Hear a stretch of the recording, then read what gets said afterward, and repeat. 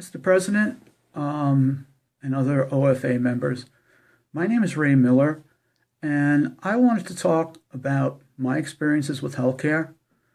When I was young, I grew up poor. I had 5 kids in my family, and my mom and dad stayed together, but my father worked 6 days a week, standing on his feet in a tool and die manufacturing company. And I never felt like I was poor. I didn't realize how poor I was until I was a young man, probably in my early 20s. We were looking back on pictures that my mom took with her Brownie camera and noticed that there was no furniture in the background. I didn't see any beds. I didn't see anything in the living room. I remember growing up on bunk beds with my 3 other brothers, and my sister had her own room. But this is America, and growing up, everybody has a chance to succeed. And I was one of those people.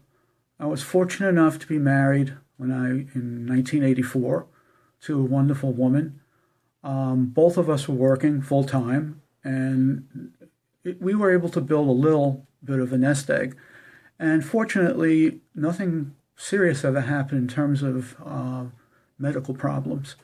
But as I got older, a series of medical things started to happen to me. And in the beginning, it was something I could deal with because I had good health care.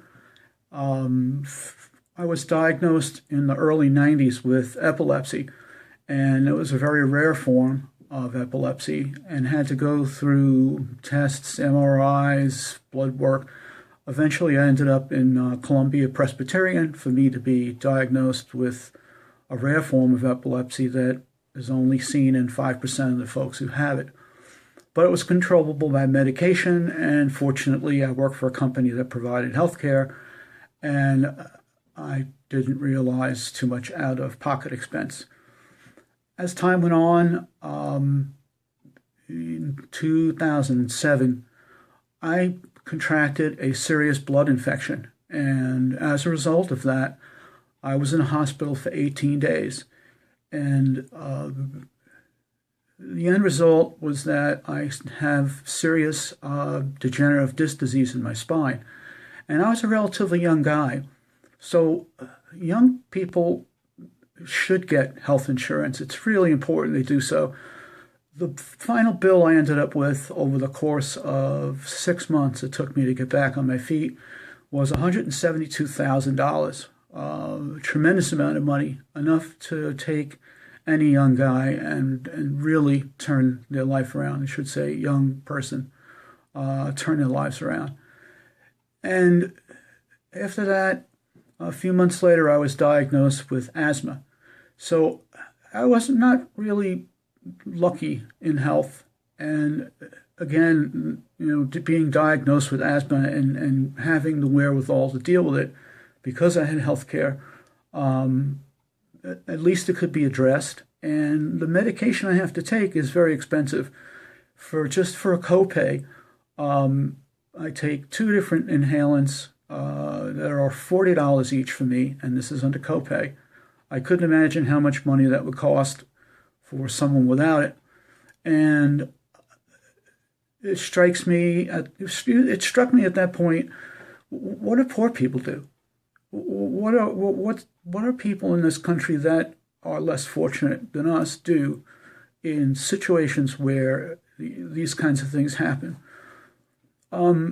I know in the Constitution, I can't quote it exactly, but we have unalienable rights, right? We have the right to life, liberty, and the pursuit of happiness. And these are God-given rights. And I don't understand why our government doesn't treat our poor people in such a way that they can enjoy those inalienable rights. Now, after all this time, recently I was diagnosed with Parkinson's disease.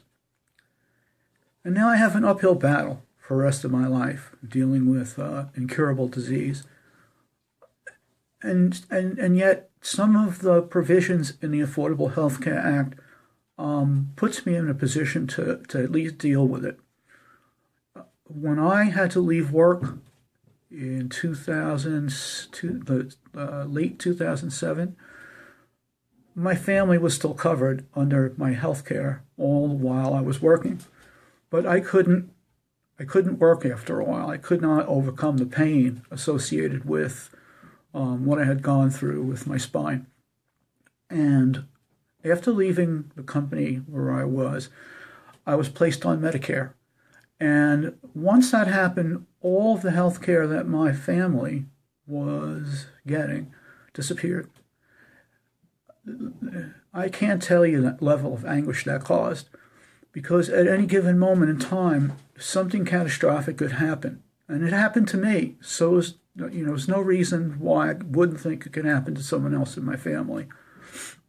I didn't sleep much. It was a lot of stress. And we ended up getting individual insurance coverage for my wife, my two sons, one of which is 24 years old, the other is 20. And the premium we paid on a monthly basis was $1,900 a month, which was close to $24,000 a year. This is just for health care, along with the normal expenses associated with what we do. I could not imagine people who aren't as well off or as prepared as my family is to pay that kind of money to get regular health care coverage. Thankfully, the Affordable Care Act is law. And when we had an opportunity under the law, my wife searched around on the New York State Health.gov site and was able to find health insurance for my family for $1,100. And that saved us $9,600 in a year. My medication alone for everything that I suffer from, with copays on doctor visits and medication, is $11,700 a year. And now with this money that we saved on healthcare is pretty much an offset to that, and I have less worry about paying for that. The fact that the healthcare existed was a huge plus for my family. My wife and my children were now covered by a company that's had to uphold all of the requirements on the Affordable Care Act. And so my wife paid a lesser premium. My 24-year-old son is covered under the healthcare plan. So he's now graduated from cooking school, and his prospects look good to get a job, but in the interim, he'll be covered. So this is available not only to me, and quite frankly, it's available to the poor people in our country.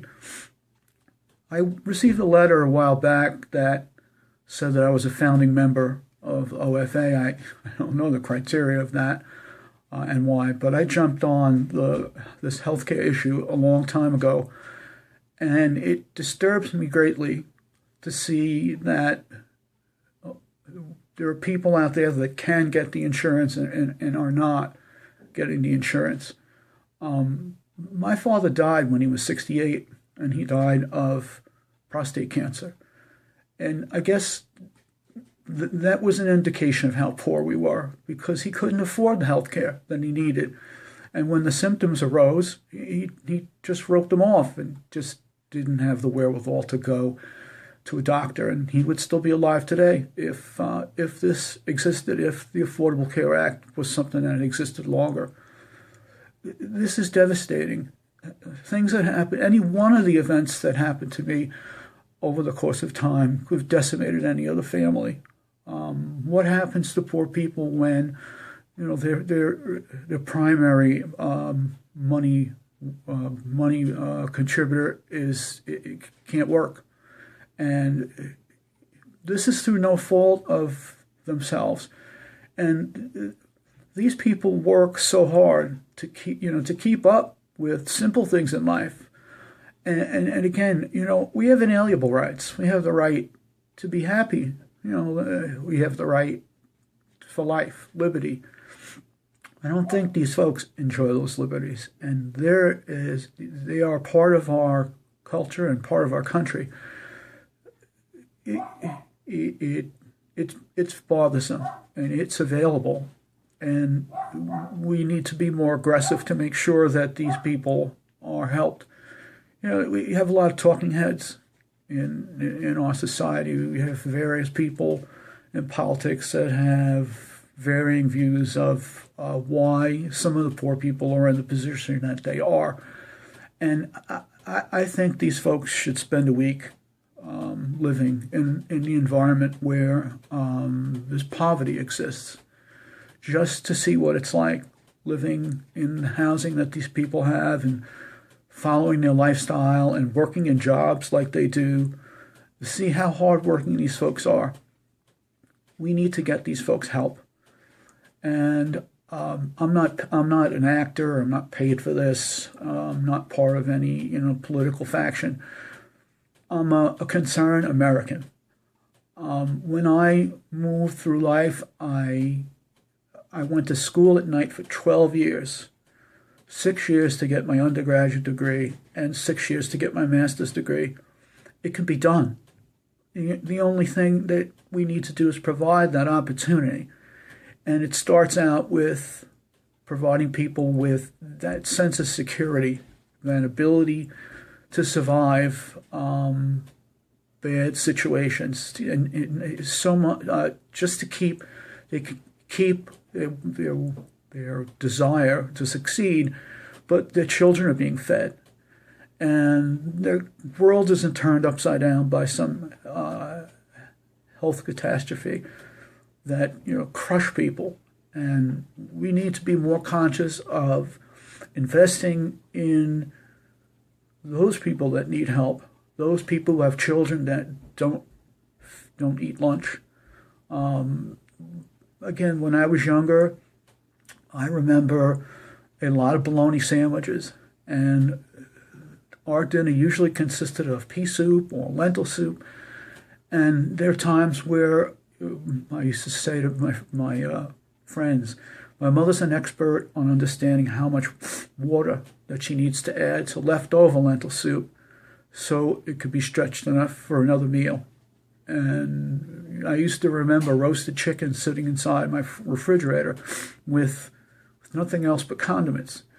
And you can get through it. We can get through it. But we need the support.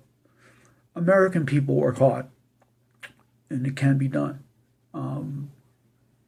Right now, I still enjoy the liberties that our founding fathers gave us, and I still rely on the Affordable Care Act, which, thank God, Mr. President, you continued to push and get this into law.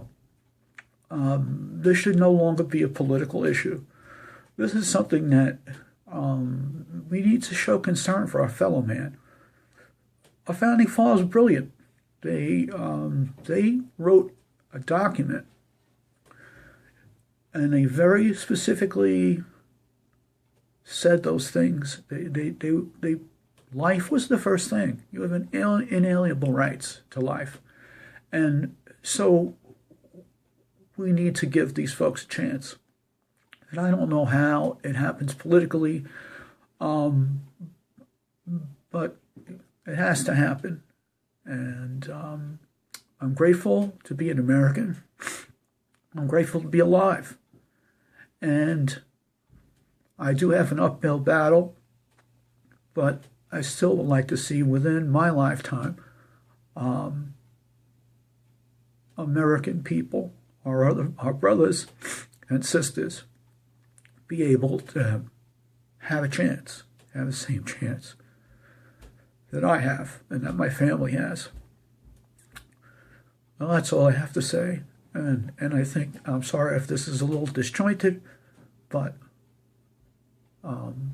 thank God we're Americans. We need to help these people. I wish you good health and good luck.